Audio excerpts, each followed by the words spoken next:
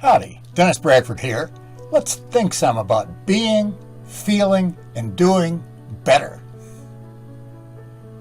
How do having, doing, and being relate? That was the issue at the end of the previous video. When I was an undergraduate, it occurred to me that who I was more important than what I had. After all, even if what I had were valuable, since it could be gained, it could also be lost. Wisdom was the only exception I could think of.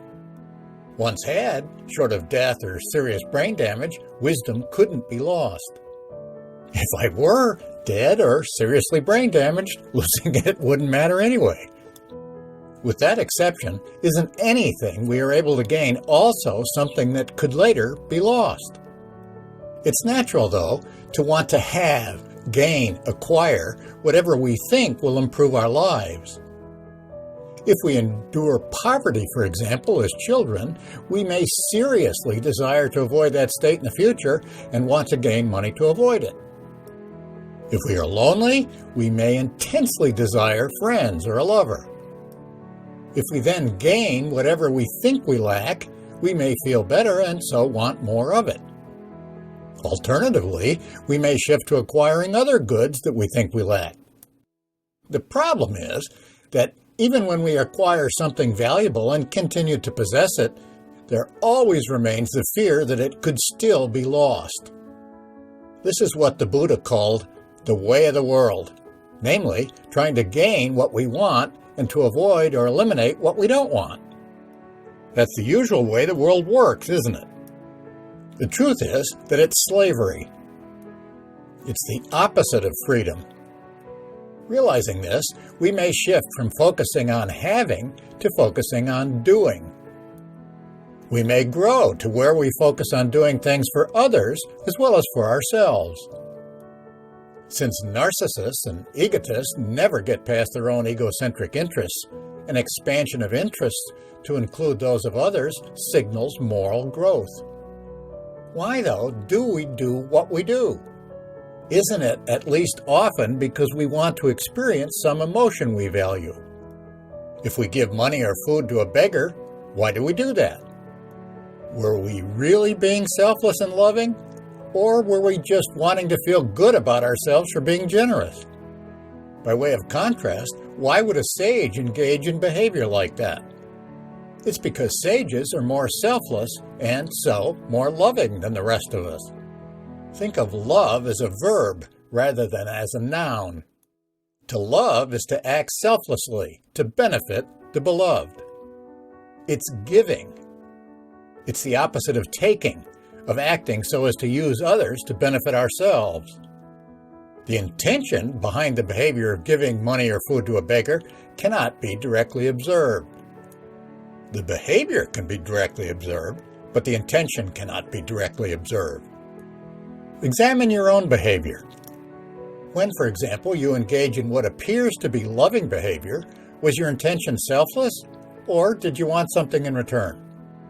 When we act on the basis of emotional motivation, our behaviors are always tinged with selfishness. To that extent, they are not loving. Who are the most loving people? Sages. Why are they the most loving? Because they are the most selfless. That means that they identify with others. I discuss this more fully in Love and Respect. It's easy to love someone when we take that person's welfare to be equal to or greater than our own. If, for example, you would give up your own life to save your child's life, that's love. So, if we value love and want to become more loving, how?